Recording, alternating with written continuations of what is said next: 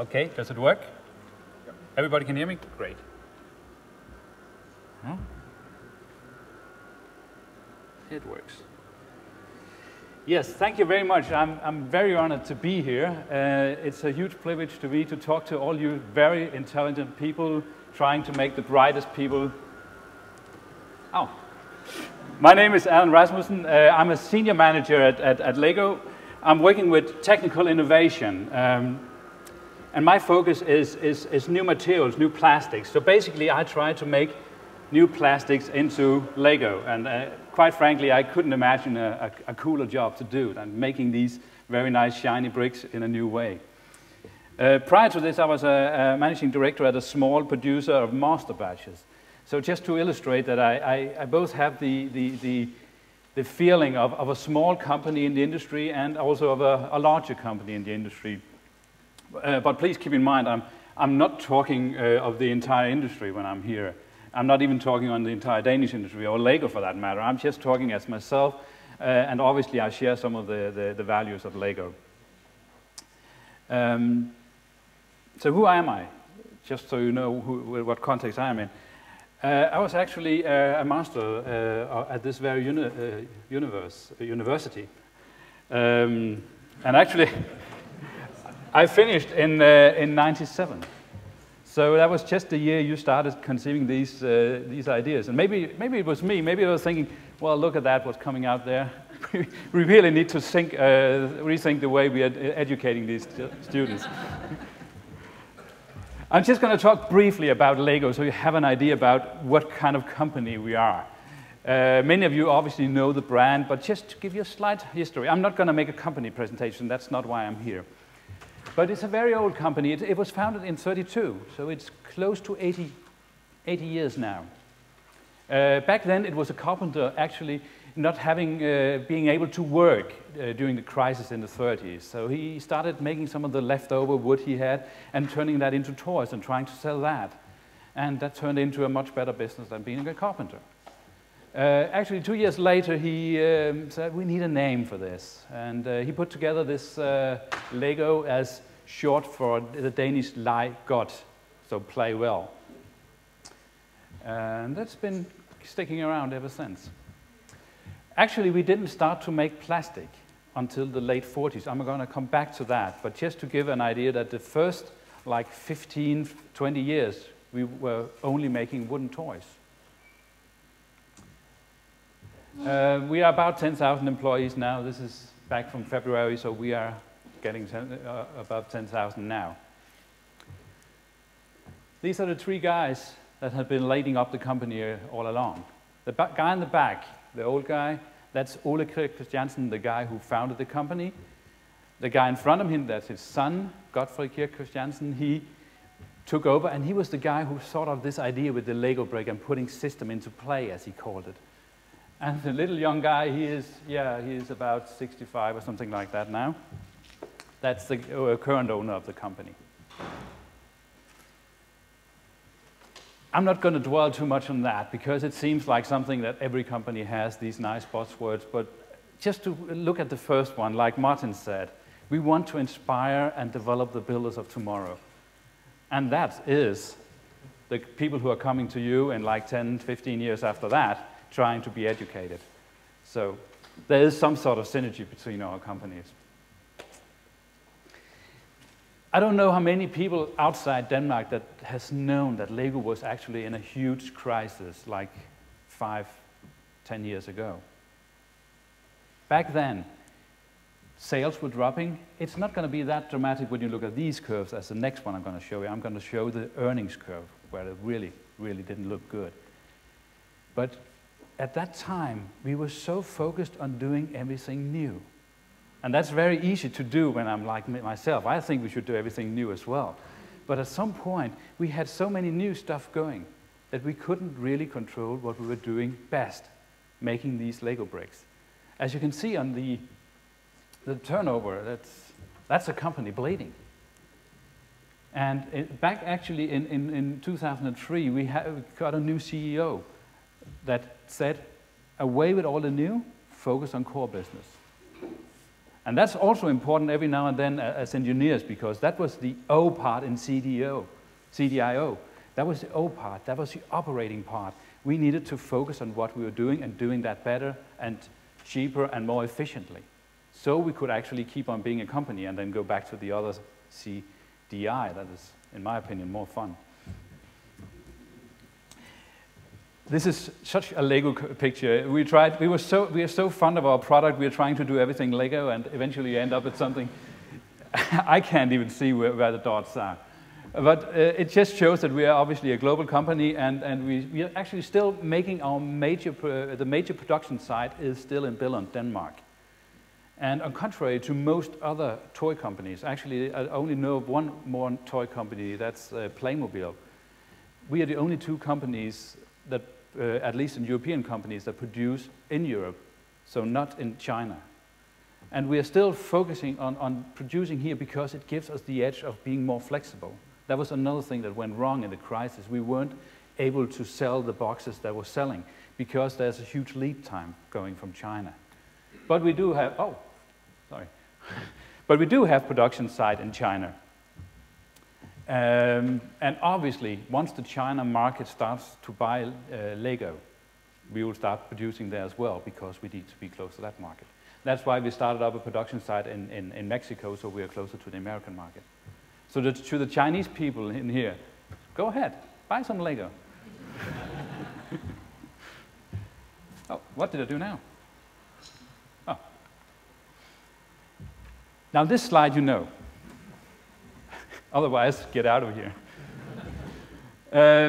I was going to make a small talk about what type of engineers do we need at Lego. I was thinking, well, we need people in the production, we need people at quality assurance, we need people in development. And at some point I thought, well, that's actually CDIO. So hats off to you. Very good job. You're thinking right, in my opinion. It's exactly the type of engineers we need. We need engineers that can master all of these. Maybe not being an expert in all of these all along. Maybe some of them, and I know a lot of engineers that are extremely good at operating, but they cannot think of anything new. And that's okay, because we need these guys too. There's a lot of, I think the majority of the engineers we have at Lego work with operating. So I don't really have something new to tell you then. But then I said, I'm going to think of something, because there is something that is not up here that we might need. And that's more the personal skills of the engineers. It's more the soft values. And I think it's important to think of these as well. So I tried and made an alternative CDIO. Don't take it as you need to change anything, but take it as an inspiration, maybe to put into the way you are putting together education and how you educate people or the new engineers, because they are at a stage where they are able to still be influenced and think of things in the right way. So the C, I had a lot of potential C's I wanted to put in. I wanted to put creativity and other stuff, but I ended up with this one because I think that's the most important C I can think of at all. Collaboration. I would rather have an engineer that got poor grades but knows how to collaborate than one that has straight A's but only can work with himself. It's much more important to be able to collaborate, not just with other engineers, not just with other people at a certain level of education, but also with the blue-collar workers, with other companies, with other cultures. It's so important. And as the world is getting smaller, it's getting even more important. Here at the D, I also had a lot of other alternatives I wanted to write. At some point, I wanted to write discipline, but I don't really like that word. And I thought determination, because I think we all know that we are working with a trial or something. It doesn't really work the way we anticipated. We need to work and try to make it happen. And that requires determination. It requires that you are sitting and trying again and again and again because you know it wants to work. And the I definitely wanted to write innovative, but I didn't, because I'm going to talk about innovation afterwards. I think there's one thing that maybe provokes you just a little bit, and that's why I wrote that one. Independence from traditions and norms. Well, we are trying to learn what is in the books, and that's important. We need to have knowledge, and we need to know things. But independence. I mean, Leonardo da Vinci, Sir Isaac Newton, Copernicus. These guys changed the way we are thinking. And every now and then we need people to go and find out something that doesn't already exist in books. And that's the people we need as well. Also, we need I need people to come to me and say, well, what you have decided is not wrong, not right. You might rethink it. I need, because I don't know anything, we don't know anything, the company doesn't know anything, everything. We need every now and then people to challenge the way we're thinking. And optimistic, of course. Because if you're not optimistic, you won't be able to carry anything through, because as soon as you meet a challenge, you're going to stand back. It's not going to work, I don't know. Here I also had another word. I wanted to write, and that's very, I took it out because it was a bit too corny, so I'm just going to say it instead. I wanted to write, obliged to make the world a better place. I know it's a little bit too much, but it is important. I mean, engineers, if it wasn't for, it wasn't engineers back in the Stone Age, obviously, but it was the engineering part of thinking that has got us from the caves and made us eventually grow corn and do stuff with better hunting methods and eventually industrialization and everything. And every time we do that, we are making the world, in my opinion, a better place. But we are also potentially doing something wrong, like pollution. So we need to think about that every time. So it's important that the people we are getting are trying to make the world a better place. But now innovation. That is important. I just took the independence instead. But what is actually innovation? Does anyone have an idea about what innovation is? Well, Michael Porter has. Invention plus commercialization. I took the other one as well because that's a guy called Lars Kohlin. He was the managing director at a company called Oticon. The very room we are sitting in now, they sponsored that, I guess. Creativity plus ability to implement. Creativity plus ability to implement. You could basically write CDI. So he's very much in line with what you are doing. But commercialization, maybe we are missing that one. And that's another one of my points, that maybe some sort of commercial knowledge would be a good idea to put into the minds of the students.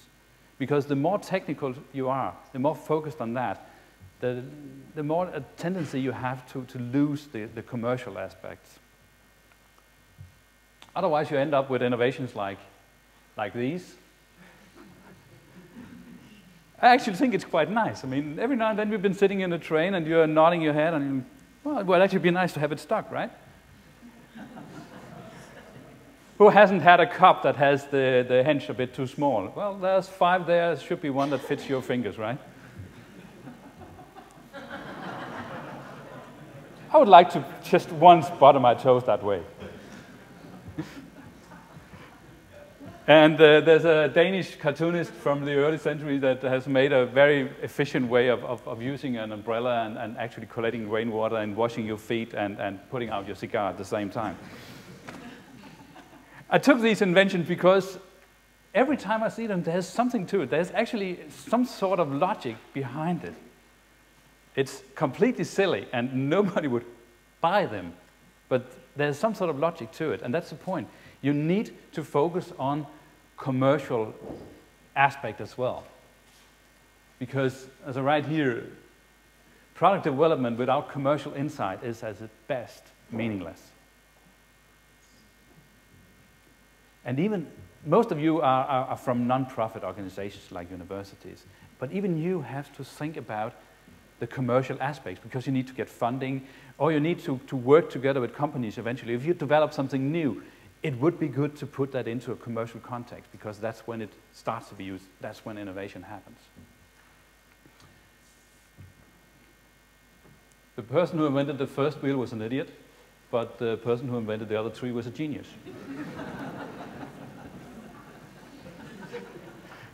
I know it's silly, but it's also some right to it. I mean, inventing the wheel, that's the biggest invention of all time, but it doesn't work until you put it into a context where it actually makes sense.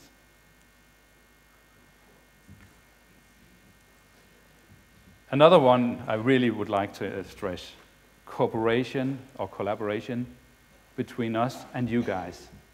We really need you guys. You got all the talent from the future engineers at your hands. We really would like to collaborate with you. So it's an invitation to all of you, and I guess it's from all the industry. We really like to work with you. That goes for the students to make student projects, joint projects, obviously, but also the basic fundamental research. And I really cannot stress that enough, because I've been talking about focusing on innovation and commercial aspects. But we need you guys to do the basic fundamental research every now and then, because that's when we really do the big leaps. And one example, I'm going to have another quote here from Henry Ford. If I've asked the people what they wanted, they would have said faster horses. If you only go to us and say, what do we want? What do you want us to do? We're going to tell you we want a faster horse, because that's how our mind works. We have our focus on the days ahead. So every now and then, we need you to think up the car, the mass production. Now we still have a little bit of time, I think. I'm just going to give you a slight tour through the Lego history. That's more like easy stuff now. Like I said, we were founded in '32. The first brick wasn't molded until the very late '40s.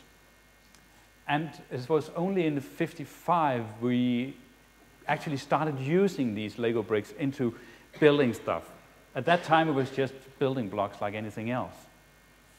And in '58, so more than 50 years ago now, the patent was actually founded with the nuts and the tubes at the bottom. So the Lego bricks, as we know today, hasn't really changed for 50 years. We invented the wheel, whoa. The Duplo, that's the bigger Lego bricks that you know that we use for the smaller kids. And the Lego figure, that's actually interesting, because then you could actually introduce role-playing into the games, or the thing you're playing. The Lego Technique, that's the more sophisticated thing, a little bit related to the Mindstorms that we're going to see later on. Play themes, and the very first computer-controlled Lego brick was actually back in '86. Star Wars, we worked together with Lucas. The first Mindstorm was in '98, and the Bionicle. Most people actually don't even know that Bionicle is Lego. That's basically trying to get into another market with action figures.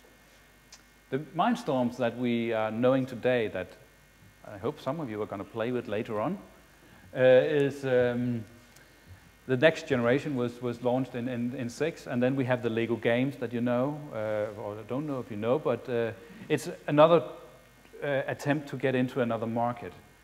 And then we tried massive multi-online role-playing game or something like that. And well, let's see how that works. That was it for me. Oh.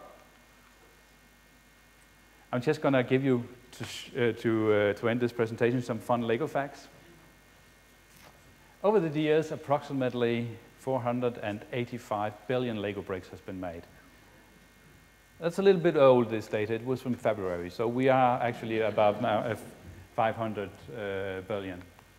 Because every year we are only in Billund making 25 billion Lego bricks. I would have loved to have been there when I was 7. On average, every person in the world owns 70 Lego bricks. So if you own more, then somebody owns less, I guess.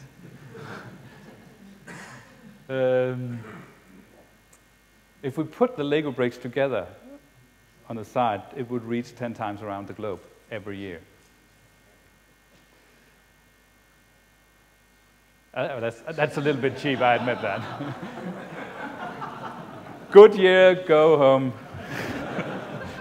But in number of tires, we're actually right. And seeing an injection molding machine getting out 90 or 19 or 100 tires every 10 seconds, you know what I'm talking about. It really goes fast. 5 billion hours a year children are playing with Lego. It's a huge honor to do that. And 7 Lego sets are sold each second. I made a quick calculation. In the time I've been speaking to you, we have sold 8,000. And that was it for me. Thank you very much for listening.